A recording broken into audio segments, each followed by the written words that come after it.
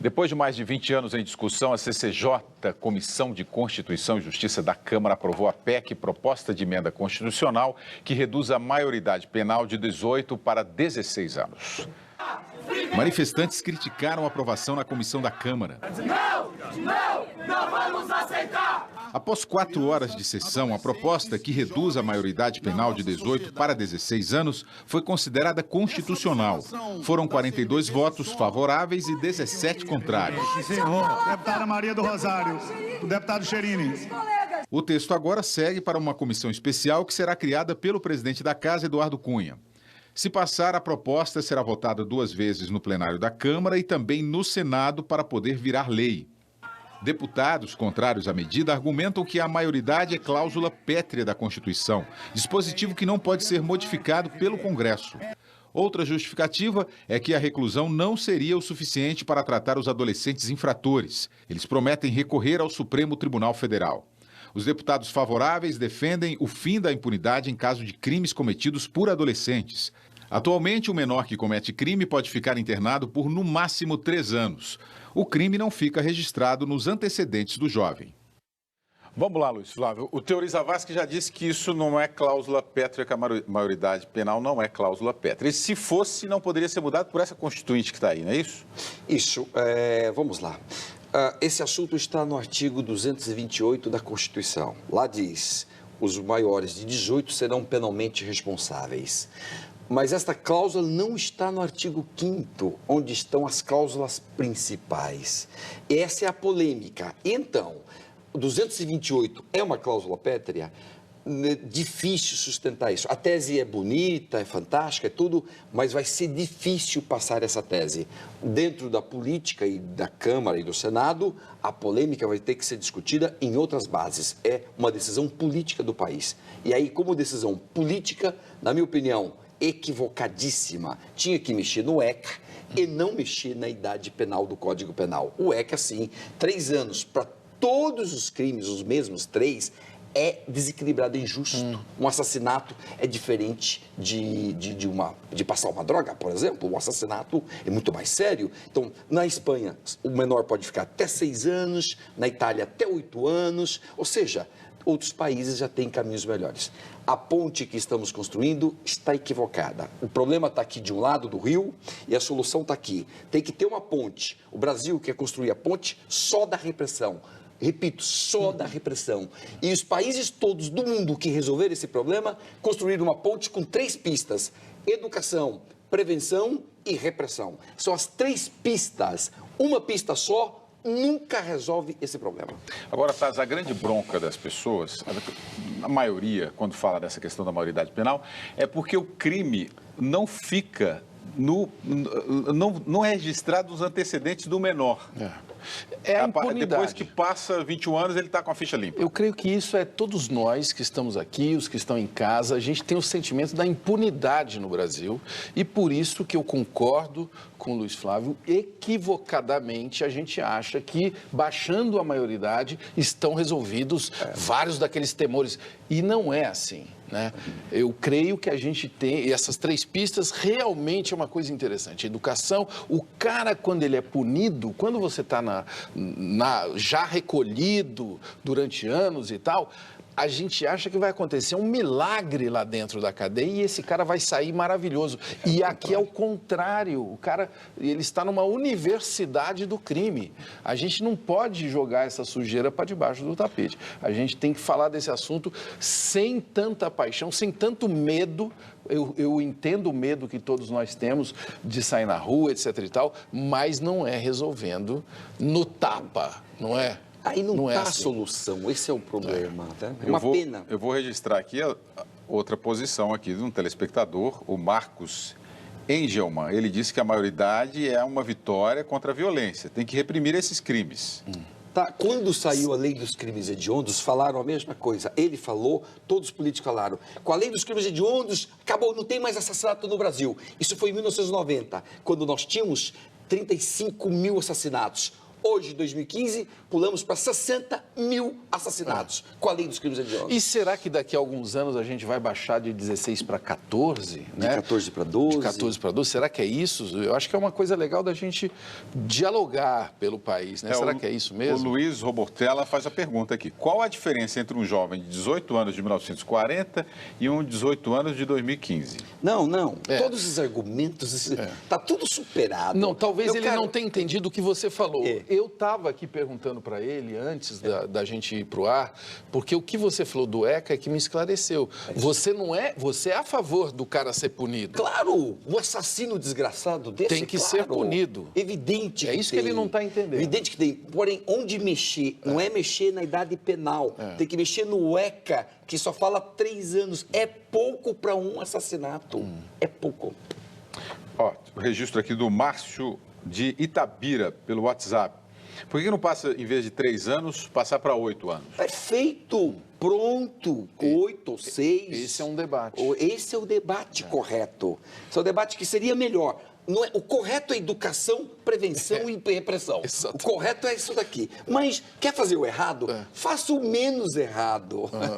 É o menos errado. Muitas manifestações, não dá para registrar de todo mundo, mas pessoas aprovando a maioridade penal é um e assunto outras bastante rejeitando a polêmico, maioridade até penal. porque a gente tem uma vida bastante complicada, né? Pelo WhatsApp, qual a dificuldade em julgar um indivíduo que cometeu um crime independentemente da sua idade? Não, no Brasil, a partir de 12 anos, ele já está sendo responsabilizado. A partir de 12. Então, essa história de 16 retrata bem o número desta PEC. É 171 essa PEC. 171, ou seja, o estelionato. Então, a partir de 12, gente, tem que ser responsabilizado. A questão é que o ECA fala sempre em 3 anos só, quando é um assassinato. Não justifica ser só 3. É injusto ser só 3. Essa é a única coisa que tem que ajustar. No mais, ou faz o certo, educação, prevenção e repressão, ou vamos para o abismo. Então, o que você está dizendo é que hoje não precisa ter... O menor é punido, então. Já é punido. Ele é julgado. O menor já é punido. E o ECA, é bom a gente dizer aqui, né, o Estatuto da Criança e do Adolescente é uma coisa bastante rigorosa e tem esses problemas que a gente tem que debater. Por que é 3 anos para qualquer tipo de crime? Exato. Se a gente está falando em repressão e em diminuir a idade, a gente já poderia aplicar o que já existe, não é isso? De 12 anos. A partir de 12 você é responsável. Sem conversa, é isso mesmo. E aí a gente fica aqui achando que vai fazer um milagre mudando uma lei. Não vai fazer. O Marcelo está falando que essa questão de punir o menor traz um sentimento de justiça aos prejudicados. E tem uma observação aqui da Vânia Vanvan, pelo Facebook, falando que o marido dela foi morto por um menor. E essa é a realidade brasileira, né? A gente tem uma realidade pavorosa no Brasil, não só em relação aos menores, a gente tem também o contrário, né? Menores que vivem sem nenhum acesso, menores que moram aqui, na nossa cidade maravilhosa de São Paulo, que não tem nenhum acesso. E uma informação importante, William, para o nosso telespectador. Você sabe quantas leis o Brasil aprovou de 1940, que é a data do nosso código, até semana passada? Ele reformou o Código Penal 156 vezes. Essa vai ser a reforma 157. Eu te pergunto, das 156, qual diminuiu o crime no Brasil? Qual? Qual crime diminuiu nos últimos 30 anos no Brasil? Numa penada, por conta de mudar uma lei. Por conta de só mudar uma lei. E é o que estão fazendo agora, só estão mudando a lei. Então, aí que eu vejo a irresponsabilidade do E é legal legislador. a gente falar isso com carinho para vocês aí de casa, porque eu concordo com você e às vezes o cara que está em casa se sente mais seguro com a aprovação dessa lei, mas é uma ilusão. É uma ilusão, uma pena. A gente está perdendo chance de resolver o problema.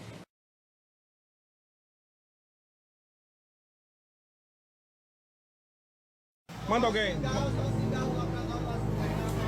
Pânico dentro de uma van lotada. Só quero que garanta a segurança das pessoas. Uma jovem ameaçada.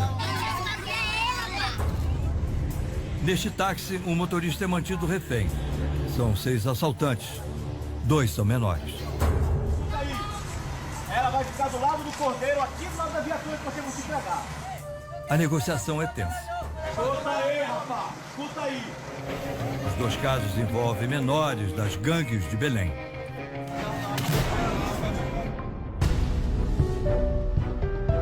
São crianças, mas parecem adultos. Perderam a inocência muito cedo. E não respeitam ninguém. Essa é a vida dos jovens infratores.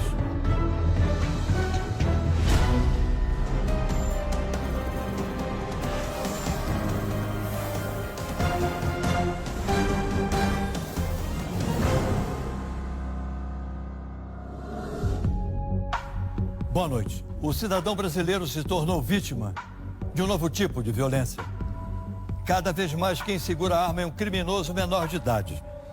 60 mil jovens infratores estão cumprindo medidas socioeducativas em todo o país. 14 mil em regime fechado. E metade deles vai voltar a cometer crimes já no primeiro ano de liberdade. Nossos repórteres ficam frente a frente com adolescentes que convivem desde cedo com a criminalidade. Porque os menores gostam tanto do crime. E porque o crime gosta tanto dos menores. Será que existe uma saída para resolver essa tragédia social?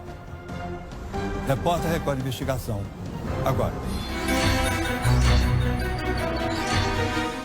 Os meninos do crime. Com os pés descalços, eles têm um difícil caminho pela frente.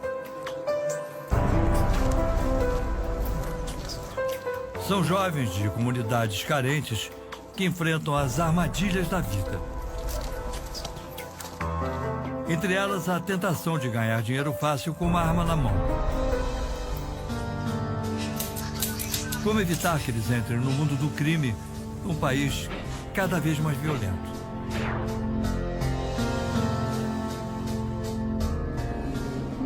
Há 3 meses, o repórter Record entrevistou meninos que viviam no submundo do crime. Eles concordaram em entregar as armas e mudar de vida.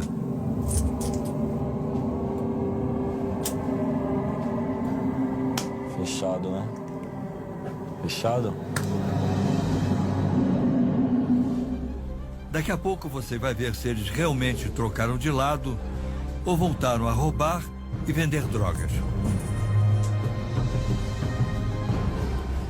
De norte a sul do país, o número de crimes cometidos por menores aumenta numa velocidade assustadora.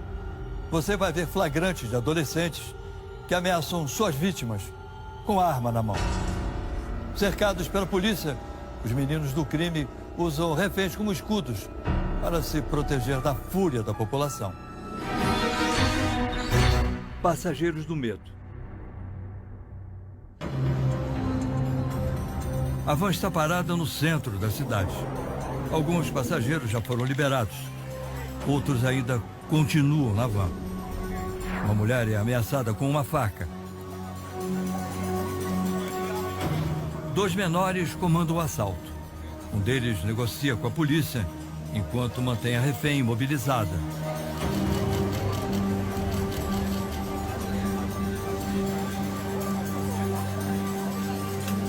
Os 2 pediram e ganharam coletes à prova de balas. Agora fazem mais exigências.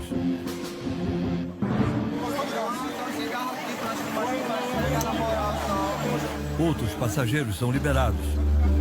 Bora agilizar, amigo. Bora agilizar isso aí. A população acompanha tudo e se revolta. A situação fica cada vez mais tensa. Um dos menores agride a equipe de reportagem.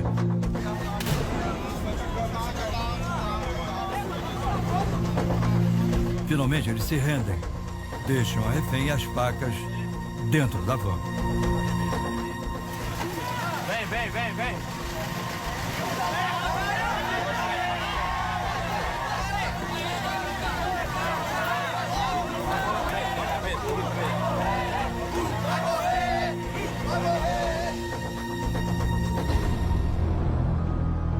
O que atrai tanto essa juventude? Luxo, ostentação, dinheiro. Como impedir que crianças e adolescentes vivam neste submundo? O repórter Record investiga por que tantas crianças perderam-se por estes caminhos.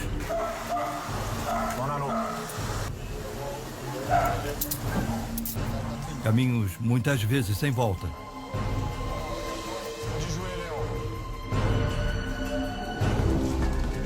Para entrar nesse universo, tivemos a ajuda de Nando. Um ex-criminoso que se tornou um exemplo do trabalho de recuperação dos chamados meninos do crime. Esse é Nando. Ele já roubou e ameaçou suas vítimas de morte. Agora ele luta para que outros garotos não cometam o mesmo erro que um dia ele cometeu. Vendia droga, né? E era envolvido com quadrilhas, né? De roubos? Quadrilhas mesmo, de bandidos, traficantes, ladrões. Hoje ele é um homem recuperado. Deixou para trás o mundo da violência e agora tem uma nova missão na vida: salvar os meninos do crime. Nando tem trânsito livre nas comunidades carentes. Pode andar em diversos locais perigosos na periferia de São Paulo. Ele criou uma ONG que pode mudar o futuro de muitos jovens. Tem uma linguagem legal, né? Que eu sei conversar com eles, assim, de uma forma que não assuste, assim. Fechado, né? A organização que ele dirige, além de dar uma nova chance aos menores infratores, ainda os estimula a trabalhar e conquistar um lugar na sociedade. Nando nos convida para um desafio: entrar nesse universo assustador para tentar resgatar um grupo de jovens abandonados pela vida. Há 3 meses, o repórter Record entrevistou um grupo de adolescentes que vivia na criminalidade.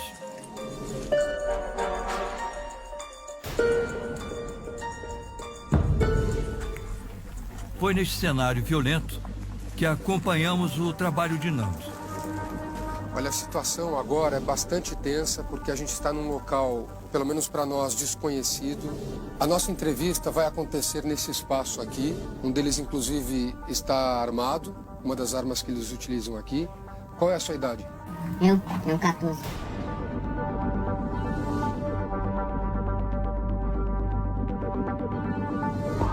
Nós rouba, trafica, a sobreviver aí, né? Você já usou que arma? Eu, pistola, oitão, tudo, todos os tipos de arma, quase todos.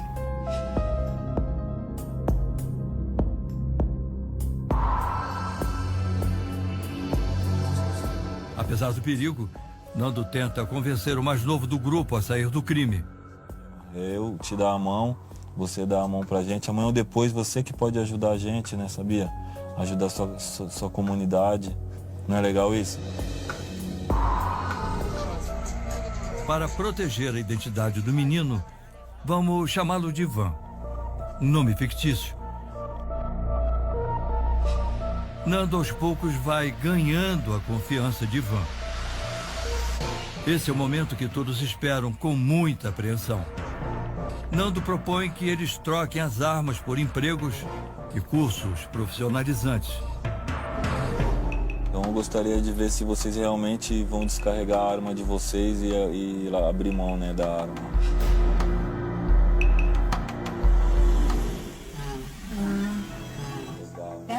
Carregar tudo até a última bala. Joga as munições fora. E a arma. Esse é o primeiro passo para tentar recuperar o menor infrator. Uma tarefa nada fácil.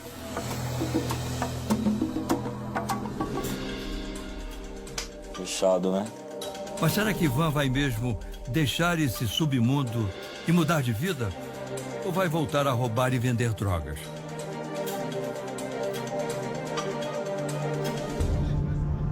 Três meses se passaram e muita coisa pode ter acontecido. Para entender que rumo levou a vida deste garoto, a gente veio até esta comunidade em São Paulo, que é onde ele está morando. Ele está morando nessa casa aqui, uma casa bastante simples, não é a casa dele. O que nos aguarda lá dentro?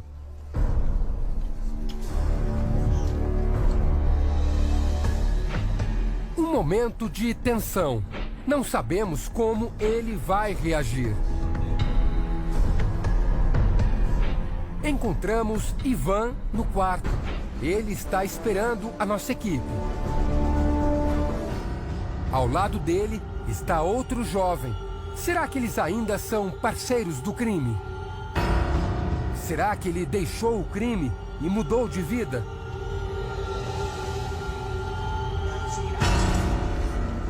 Ou será que não resistiu e voltou a assaltar? E se alguém te convidar para assaltar de novo agora? A decisão vai surpreender você. Antes, vamos ver a história de outro menino do crime. Um pai desesperado que pede ajuda. Ele quer tirar o filho do mundo do crime e salvá-lo de uma morte precoce. Nós ficamos frente a frente com esse jovem. Será que ele pretende mesmo mudar de vida? O pai que pede socorro. Quando não é o menor do crime que deseja entregar a arma, é a família que faz o apelo. A gente fica triste. E ninguém gosta de ver um filho nessa situação, né? Eles sabem da missão de Nando. E o pai de um deles faz um pedido desesperado: retirar o filho do crime. Procurei o Nando aqui na ONG, né? E ele falou que podia dar essa oportunidade para ele. Eu agradeço e vamos ver o que é. Se ele melhora, né? Porque daqui para frente ele tem que ter vergonha na cara, né? A última gota de esperança para salvar o garoto que trafica e assalta. Não tem vergonha de falar, né? Tem que ter. Chegar e falar, porque ele precisa de ajuda mesmo, então é mais fácil pedir ajuda do que esperar uma morte dele ou qualquer coisa aí, sei lá o que, né? Será que ele vai baixar a guarda e abraçar uma nova vida? Chegamos de dia. Sob a luz do sol, a tensão é ainda maior. A polícia pode invadir o beco a qualquer momento. Se entrarem nessa viela, com certeza haverá confronto. A gente vai encontrar esses jovens no local onde normalmente eles costumam monitorar aqui a comunidade. No final aqui desse beco, eles já estão nos aguardando, eles sabem que a gente está gravando. O Nando já está conversando com eles aqui. São dois menores, um deles armado. Não sei se a gente consegue mostrar. É um revólver? É um revólver. Você está armado também? Não. Vocês estão em dupla? Sempre em dupla? Proteção. Ele faz o quê? Dá proteção. O que é isso? Ele fica me ajudando a olhar quando as polícia vem. Vamos chamar os meninos de Lúcio e Flávio, nomes que criamos para proteger a identidade deles. Você tem quantos anos? Eu tenho 15, vou fazer 16 agora. Tem 15 anos. Você tem quantos anos? Tenho 17. 17. E desde quando vocês trabalham aqui no crime?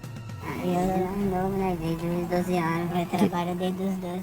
Desde os 12 anos também. São garotos que ajudam a vender drogas e fazem a segurança da comunidade. Segurança do tráfico contra invasores. Você faz o quê? Trafica? Eu roubo e trafico. Rouba também. Você costuma roubar o quê? Os que eu vejo na rua que é valioso, né? Que eu vejo que vai me dar dinheiro, que eu não vou me arrepender, né? Que... Aí eu roubo o que tem mais de valioso nas pistas, né? O quê? Celular ou não? Lá eu não gosto de celular. Corrente. Corrente. Entendeu? Às vezes carro. Carro? Vocês já roubaram carro? Já roubei moto, carro. A imagem do jovem magro e calmo não mostra o perigo que ele representa. Você já precisou atirar em alguém? Já atirei já, quando a vítima reagiu assim, mas não atirei pra acertar, né? Só pra dar um susto mesmo. São jovens que sabem o que fazem, mas não medem as consequências. Participam da estatística da violência no Brasil. A média de assaltos à mão armada só na cidade de São Paulo chega a 13 mil por mês. Vocês se sentem mais corajosos quando estão com uma arma na mão? Nossa proteção, porque os caras podem a qualquer momento aparecer do nosso lado, nós não pode ter nenhuma reação. Não há garantia nessa missão que vamos conseguir resgatar um jovem. O que você faz com o dinheiro? Que você vende as coisas e utiliza o dinheiro para quê? Compro umas roupas, chego dentro de casa, levo a namorada pra sair. Quando eu não tenho dinheiro eu vou lá e faço essas coisas pra mim estar mantendo, né? Você não tem medo de estar segurando essa arma aí? Medo eu não tenho não, porque eu já sei manusear elas, né? E você se sente corajoso com essa atitude? Corajoso não. Tem que ter coragem? Como que é? Tem que ter a coragem. Luxo e ostentação. Adrenalina e perigo. Esses são os ingredientes que atraem os menores das comunidades mais carentes. Dá para perceber aqui pelo que eles estão falando que eles procuram ter independência financeira, né? Principalmente para comprar roupa, que ele fala muito, não depender da família. Eu estou observando que você está com roupa de marca, né? Você está com uma camisa de marca, tênis também, tênis bom, aliás. Esse óculos também. Você sabe quanto você pagou por esse óculos? Esse óculos aqui eu não paguei. Não pagou? Esse você roubou? Esse daqui eu roubei. Sabe quanto você gasta em roupa mais ou menos? Depende. R$100? Depende não. Tem dia que eu chego até a gastar R$500 em roupa. Outra região de São Paulo. Estamos em contato com um grupo de menores do crime. Lá, o discurso é o mesmo. Ficar sossegado todo mês. Um trabalho mais ou menos assim. E fácil. Não acho mais difícil não. Você está estudando? Só pro dia ver fácil. O dia ver fácil. Aí nós vamos ter que trabalhar pra pouco. Melhor nós continuar essa vida mesmo, então. Em algum momento vocês já pensaram na pessoa que vocês estão roubando? Não. Isso nem passa pela cabeça. Passa que ela tem dinheiro. Ela tá ostentando. É de ouro, tem dinheiro. E se ela está ostentando, vocês têm que tirar. Tem que tirar. A riqueza instantânea que os assaltos e o tráfico oferecem transforma o sonho desses menores em realidade. Fugir da pobreza e ser respeitado na comunidade. Você ajuda seus pais ou sua família de alguma maneira? Ajuda. Com o quê? Eu roubo, vou lá, dou o dinheiro pra eles, né? Dou o dinheiro, falo aí, tá aí, ó. Você comprar o que você quiser. Quanto, mais ou menos? Depende de quanto que vale, né? Que nem quando eu vou sozinho, trago uma coisa que dá 6 pernas, dou 300 pra ela, fico com 300. Até acabar, você vai cometer outro crime. O que é 6 pernas? R$600. R$600. Mas o sonho é uma ilusão. Quem rouba sabe que o dinheiro não dura. Mas uma hora acaba, né, esse dinheiro, né? Uma hora acaba. E aí? Quando acaba, nós vai lá e rouba de novo. O que você acha que é o mais difícil, entrar no crime ou sair do crime? O que eu acho mais difícil é sair.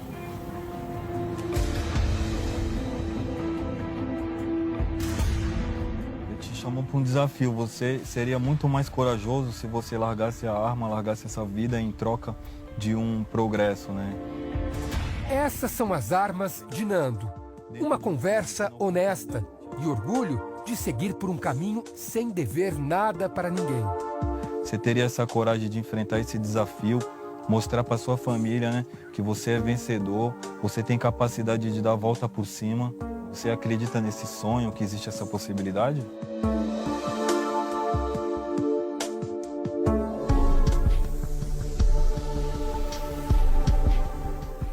acredita, né? Sempre sonhei, né? Ser um jogador, poder ajudar minha família. Se tiver essa oportunidade, eu trocaria. Sozinho você não consegue sair. Sozinho, eu não consigo. Ao lado de Lúcio, o garoto que também trabalha ajudando no tráfico quer sair. Você se arrepende? Se arrepende? Sua família sabe que você faz isso? Sabe? O que eles falam? Quando sai dessa vida, né? Há 3 meses, quando a gente veio acompanhar esse trabalho de tentar tirar jovens do crime, jovens, inclusive como vocês, mais ou menos da mesma idade, a gente registrou uma cena que eu nunca imaginei, pelo menos, ver, que é um jovem que dizia ter vida fácil no crime, que ganhava muito dinheiro, desistir. Ele simplesmente abriu a arma. Você lembra dessa cena, né? Muito emocionante. Repercutiu muito no Brasil aquela cena do jovem abrindo a arma, descarregando a arma, botando a arma fora, como se dissesse, eu não quero mais fazer parte disso.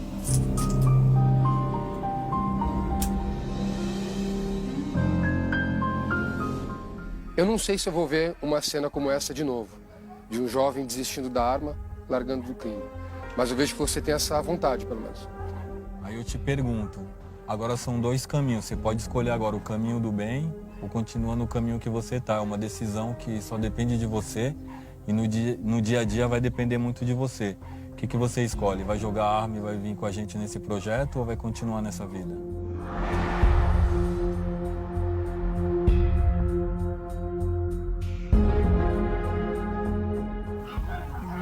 Eu escolho jogar arma e vir com vocês no projeto. Vai vir com a gente?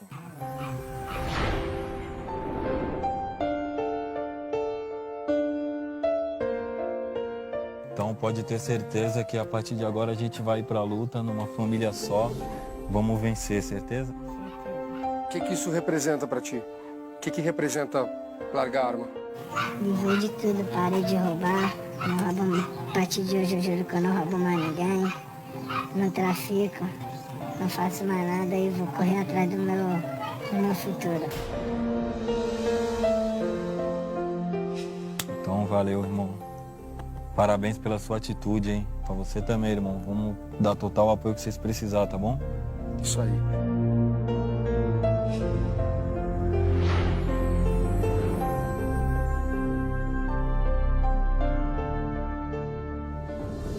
Rosto coberto, arma na mão. Eles vivem num mundo de sombras, extremamente violento. Você vai ver agora os meninos do crime em ação. A polícia recebe outro chamado. Desta vez, uma quadrilha com maiores de idade e 2 adolescentes mantém um taxista refém. O carro é cercado e começa uma nova negociação. As imagens não mostram, mas a vítima é ameaçada com uma arma e um canivete. A negociação se estende e as exigências também.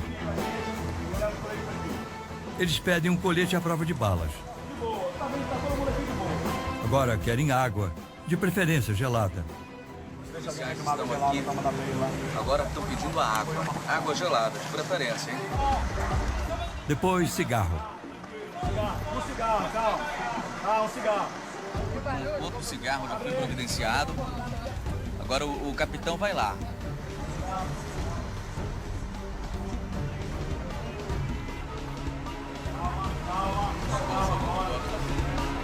Um dos menores sai abraçado a uma jovem. Ele se entrega. A adolescente corre e é atendida pelos médicos na ambulância. Ela diz que é vítima e conta o que aconteceu. Tinha matar todo mundo que estava ali. Das vítimas, eu e o motorista que eles iam matar. Estão todos armados? Então, que eles mostraram sim. Eles machucaram muito lá dentro? Só puxavam meu cabelo, botavam uma faca no meu pescoço e diziam que não era pra me mexer, nem pra me fazer escândalo. Mas no final do sequestro vamos descobrir que a história é bem diferente. Madrugada tensa. Moradores acordam com o tumulto. Outros 3 criminosos continuam com o refém dentro do carro. Agora eles querem que todos sigam na mesma viatura para a delegacia.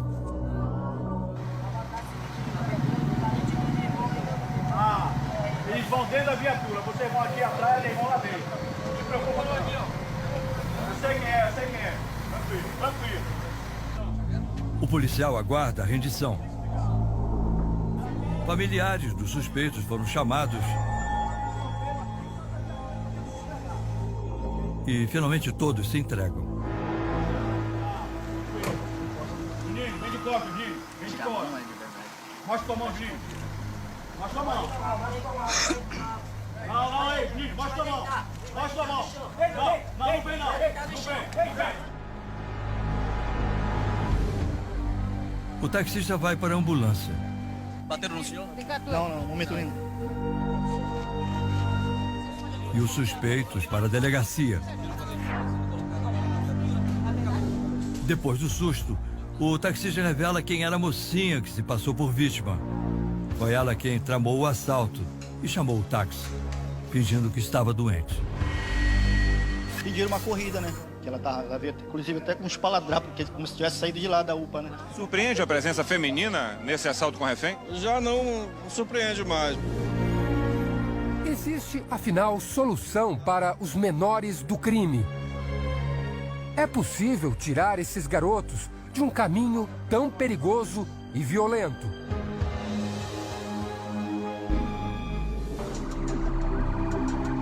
A resposta está a milhares de quilômetros de Belém, na capital paulista. É aqui que vamos voltar a encontrar Ivan, o jovem que prometeu largar a arma. Será que entregar o revólver e a munição foi mesmo a senha para abandonar a vida de bandido? Ele revela para nós o que decidiu fazer depois de ter tomado a decisão mais difícil da vida dele.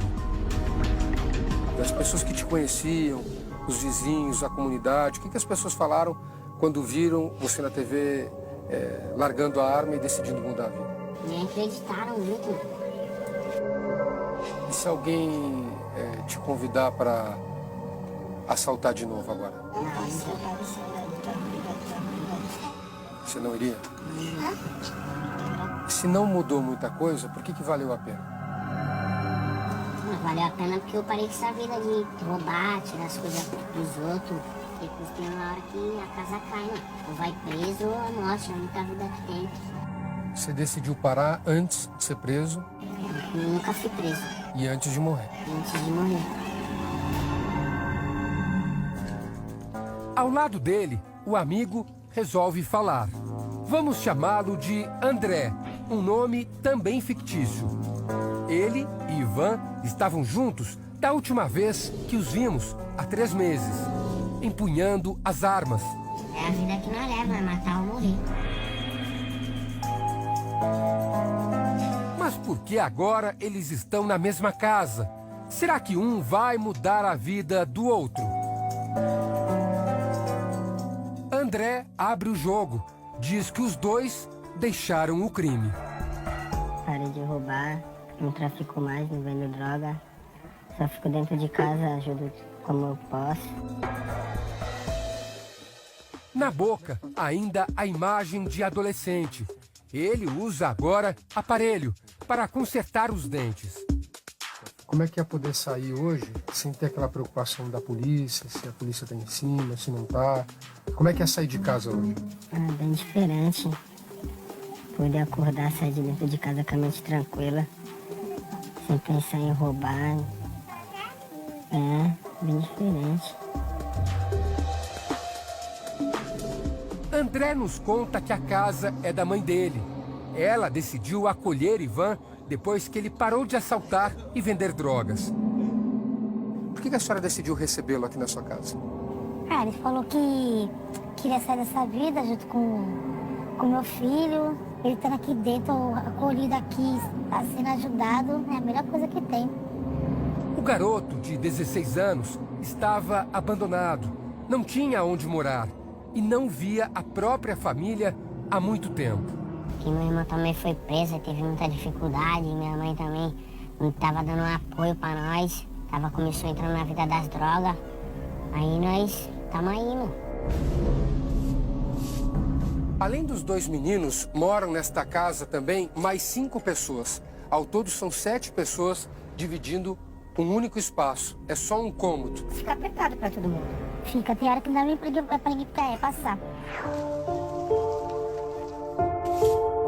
Falta dinheiro, água e comida.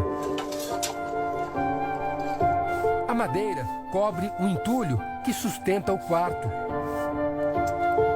A pia é apenas uma torneira improvisada. Apesar de abandonarem o crime, o recomeço é difícil e cheio de desafios. O que é o mais difícil para quem decide sair do crime? O mais difícil...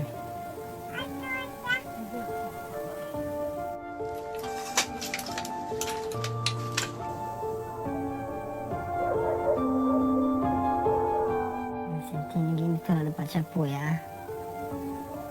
Nada, nenhuma ajuda. O que é o mais difícil, entrar no crime ou sair do crime? Sair do crime.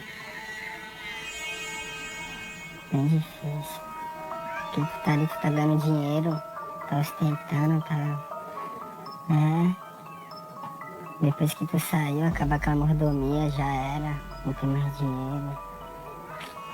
Acabou a fama, tudo. Apesar da nova vida, a realidade é dura.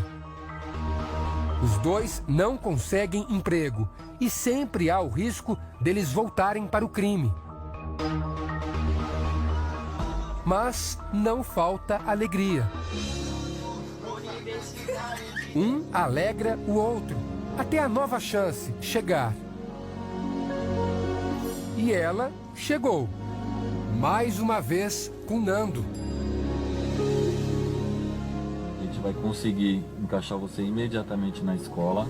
Enquanto isso, você vai fazer o esporte, vai treinar o futebol. Ivan vai ter a chance de estudar e jogar futebol em uma categoria de base de um grande clube. Já André vai ter outra surpresa.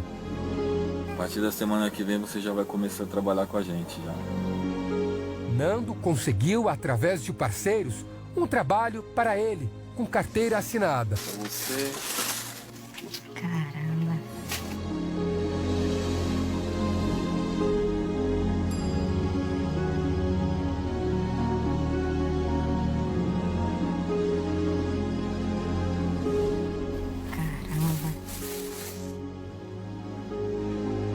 Uma chance para esse jovem que deixou a violência de lado e abraça agora uma vida mais digna. E agora, como é que vai ser? O trabalho está garantido. Bola pra frente, seja o que Deus quiser, né? Você falou que o difícil era recomeçar, né? E alguém dá oportunidade. Você está recebendo essa oportunidade agora. Então, agora é só agarrar e bola pra frente. Mas as surpresas não param por aí. Ivan e André, que sonham ser jogadores de futebol, terão uma chance num clube profissional. Será que eles vão conseguir vencer mais essa? Você vai descobrir ainda nesta edição do Repórter Record Investigação. Um estudante se prepara para entrar em casa. De repente, o ladrão de 17 anos anuncia um assalto. Ele queria o celular do rapaz. O menor atira na cabeça do estudante. Vitor Hugo morreu na hora.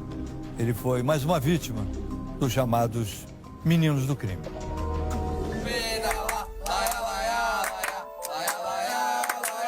Vitor era um menino que... maravilhoso. Então, ele era marcante. Tudo que ele fazia, tudo que ele tinha um poder, um dom de ter na mão. aquecia o coração da gente, ele fazia coisas assim que marcam a vida da gente. Vitor Hugo Deppmann, morto na porta de casa durante um assalto. O ladrão que mata para roubar o celular é menor de idade.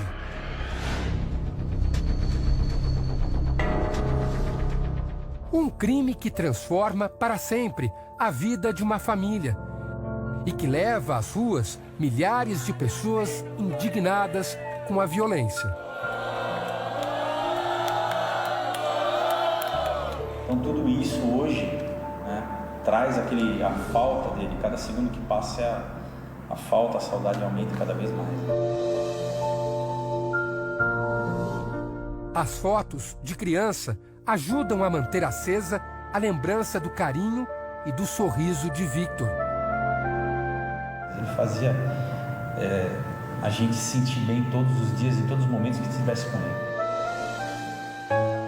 Pode ir? Esse vídeo, gravado pelos amigos, mostra o bom humor de Victor com os colegas da faculdade. Jogava bola aqui no prédio junto também. Andava de bicicleta na casa da minha avó. Tudo que a gente tinha que fazer, a gente fazia junto. Ele era meu melhor amigo. E a camisa 10 do time de futebol da faculdade, que usava nos jogos, vai ter para sempre o seu nome. –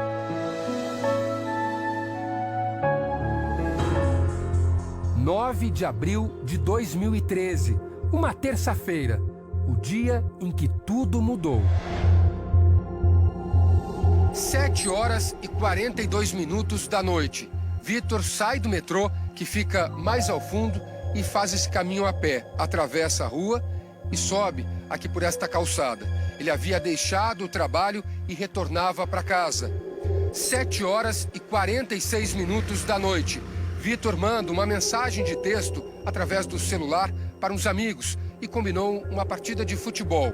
A família acredita que por ele estar com o celular na mão tenha atraído a atenção do jovem que acabou matando. 7h52 da noite. Victor para bem em frente a esse portão do prédio onde morava. Victor, de agasalho branco, chega na frente do prédio.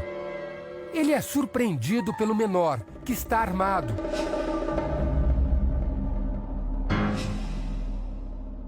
Victor tenta entrar no prédio, mas o ladrão pega o aparelho, atira na cabeça de Victor e foge. 5 andares acima, onde tudo acontecia, os pais ouvem os disparos. Eu desci o mais rápido que eu pude. Chegando aqui, minha tia estava debruçada sobre ele, meu tio estava tentando fazer alguma coisa, ele estava respirando, conseguiu colocar ele na maca.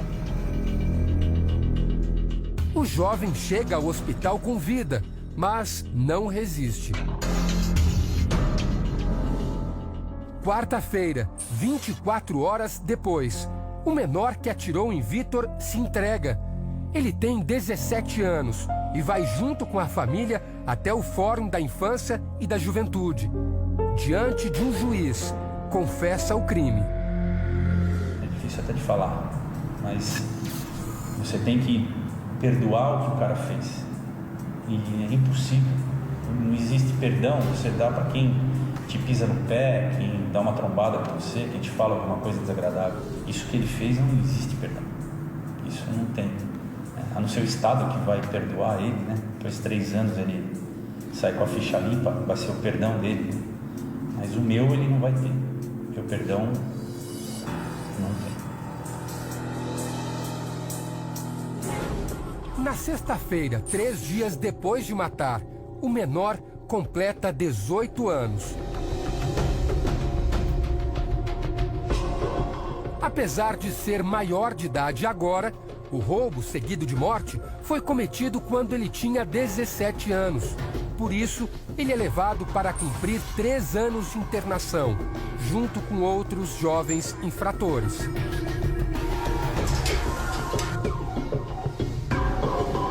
O tema divide a sociedade. Parte dos brasileiros deseja mudar a lei para reduzir a maioridade penal. Ou seja, quem tem menos de 18 anos também poderia ser julgado como adulto. Com 16 anos, você podendo fazer quase tudo. Então, o cara é consciente para votar, para casar, para trabalhar. E na hora que vai, atira na outra pessoa, aí não, ele não tem consciência do que faz. Como não? Se ele pode eleger um representante, se ele pode ser pai de família, se ele pode trabalhar, por que depois ele não pode ser preso? A outra parte do país é contra, porque não acredita que essa mudança na legislação retire as crianças do crime. Nós não iremos colocá-lo numa penitenciária para ele fazer doutorado em criminalidade. Ele tem que cumprir num local que seja separado por idade, num local em que ele não só cumpra a sua pena, né, e fique quites com a sociedade, mas aprenda ali um ofício. A pauta está no Senado, mas não tem data para ser votada. A polêmica ganha força há alguns anos, quando cada vez mais garotos se envolvem em roubos e assassinatos. Mas nesta polêmica há sempre um outro lado. Victor era um menino que... maravilhoso. Se os pais das vítimas choram, a família dos criminosos também sofre. A dor e o lamento da mãe que perdeu o filho para o crime. Ele era ladrão e morreu num confronto com a polícia. O olhar de Dona Luciene é só tristeza. O filho foi morto durante um assalto há um mês. Desde então, ela não consegue mais sorrir. A dor é demais, né? Acordar todo dia de manhã e saber que eu não vou ver ele, isso está me matando. Me matando de verdade. Noite de domingo. 3 jovens se preparam para mais um assalto. A vítima desta vez é um motorista. Ele está prestes a perder o carro. Eles cercam o veículo.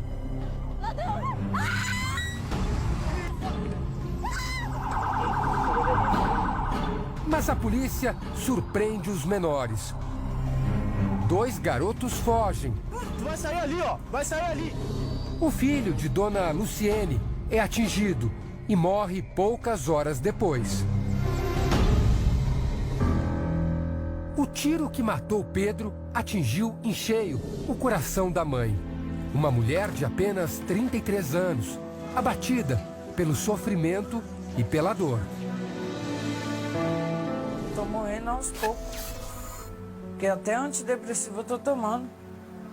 Fora as outras coisas, remédio do coração, da pressão alta. Porque eles não mataram só meu filho, eles tiraram um pedaço de mim. Pedro Henrique Pinheiro da Silva, 17 anos. Aos olhos da sociedade, um bandido perigoso. Aos olhos da justiça, um menor que não pode ser punido como adulto. Aos olhos da mãe, uma vítima. A senhora acha que ele assaltava por quê? Eu acho que ele não tinha oportunidade, né, de trabalho. Que era o sonho do meu filho, arrumar um emprego registrado. Mas quem era o verdadeiro Pedro? O jovem carinhoso que abraça a mãe nesta foto. O adolescente tranquilo que afaga o gatinho sobre a cama. Ou um bandido perigoso que assaltava e agredia as vítimas.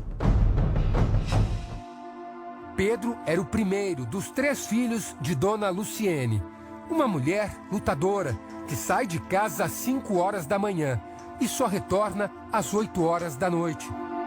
Trabalha longe e sustenta a família com um salário de R$ 800 por mês, que ela ganha como auxiliar de cozinha. Não tem justificativa.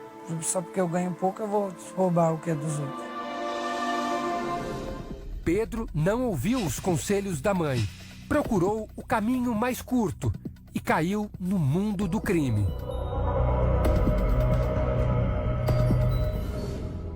não sabe ao certo quando o filho começou a assaltar. Não tinha a mínima ideia que ele fazia alguma coisa errada. E naquela hora, como é que foi para a senhora, quando ficou sabendo que seu filho assaltava? Foi um choque, né? Porque eu não sabia que ele fazia coisa errada. Eu fiquei muito assustada, com medo. Quantas vezes a senhora pediu para o seu filho largar essa vida? Ixi, muitas, milhares de vezes. Todo dia eu falava para ele não andar com má companhia. Mas eu tenho que trabalhar, não sei com quem ele anda, né? O menor chegou a ser apreendido pela polícia. Passou algumas semanas em um centro disciplinar e ganhou a liberdade há 4 meses. Tempo suficiente para voltar ao crime e encontrar a morte. A mãe reconhece: o caminho que o filho seguiu era errado e merecia uma punição. Mas nem ela, nem a sociedade tiveram tempo para tirar Pedro do crime. Disso, o próprio destino se encarregou. Ivan e André, 2 menores infratores. Eles aceitaram o desafio de entregar as armas e deixar o mundo do crime. Como eles estão depois de tomarem essa decisão? Eles ainda não têm ideia do que vai acontecer. Eles estão achando que vieram aqui para jogar uma bolinha, para conhecer o campo, mas na verdade a vida deles, principalmente a vida daquele menor que entregou a arma diante da câmera, vai começar a mudar a partir de agora. É o que você vai ver a seguir no Repórter Record Investigação.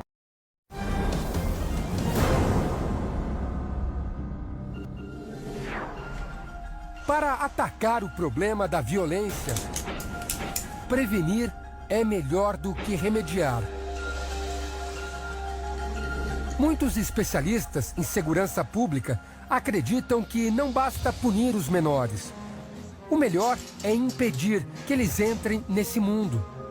Com certeza a questão da prevenção. Você evitar que o menor vire um infrator, né? Até porque ninguém nasce bandido. O promotor Wilson Tafner esteve à frente da FEBEM, atual Fundação Casa em São Paulo, que abriga menores infratores. Para ele, o principal problema é deixar os meninos sem orientação. Muitos garotos passam grande parte do dia em casa, sozinhos. Os pais estão trabalhando e ninguém está junto. Se você não tem um período de escola integral ou não tem equipamentos públicos para dar um atendimento, centro de juventude, enfim, de adolescentes, onde eles possam ter algum atendimento, reforço escolar, atividades esportivas, etc., o período em que os que conseguem vaga não estão na escola, estão na rua. Você se lembra de Ivan e André? Os meninos continuam o caminho para escapar do crime. Seguem até o clube para ver de perto o campo de futebol. As mãos que antes empunhavam o revólver, agora estão prontas para agarrar esta nova chance. E os pés descalços deixam o asfalto para correr na grama. Eles ainda não têm ideia do que vai acontecer. Eles estão achando que vieram aqui para jogar uma bolinha, para conhecer o campo, mas na verdade a vida deles, principalmente a vida daquele menor que entregou a arma diante da câmera, vai começar a mudar a partir de agora. Vocês estavam fazendo o quê, por exemplo? Você acordava, ia fazer o quê, já que você não estava trabalhando? Pensava em roubar, traficar, para arrumar um dinheiro mesmo.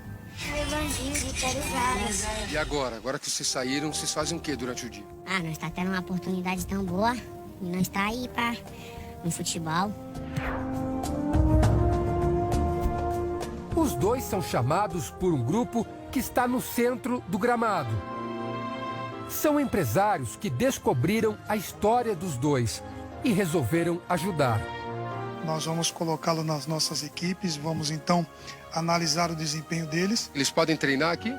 Com certeza, as portas do clube já estão abertas, o nosso presidente já mantém uma parceria com a ONG e não será diferente nesse caso. eles já têm onde treinar. Mas parece que tem mais surpresa. Devem estar curiosos agora para saber que ajuda é essa, né? Como é que eles vão dar esse pontapé inicial aí que a gente tanto está falando aqui? Aqui, assim, princípio de ajuda, para ser boleiro tem que ter chuteira, né? Então, acho que aqui, isso aqui vai trocar a arma pela chuteira, como bem disse aí o Nando. Boa sorte aí, 2018, quero ver você lá, hein? Cara, boa sorte aí, tá? Conta com a gente. Você acha que vai ser possível sair de vez e não voltar mais pro crime? Já saí. Já saí do crime. Já saí. Tenho mais resposta nenhuma pra falar. Muito obrigado, meu. Os meninos do crime agora são os meninos da bola.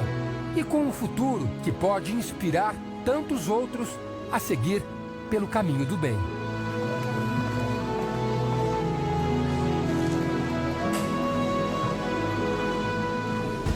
A música usada como isca para atrair menores infratores que vivem na periferia.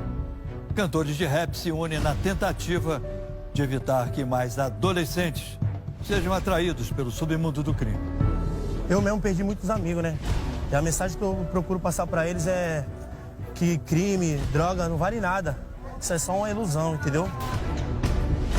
É o que você vai ver a seguir no Repórter Record. Investigação.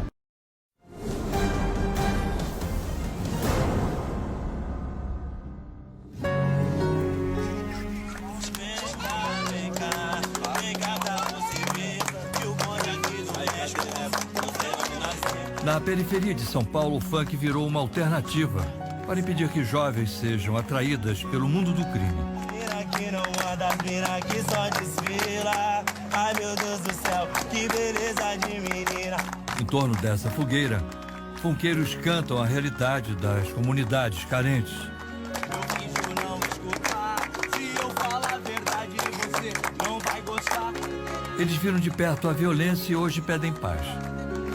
Eu mesmo perdi muitos amigos, né? E a mensagem que eu procuro passar para eles é que crime, droga não vale nada. Isso é só uma ilusão, entendeu? Antigamente, as pessoas viam o funk como criminalidade. E a gente vem passar a imagem pro pessoal que o funk, ele vem trazer a paz, trazer a alegria. Que a pessoa não precisa ficar no mundo do crime para ela querer se dar bem, entendeu?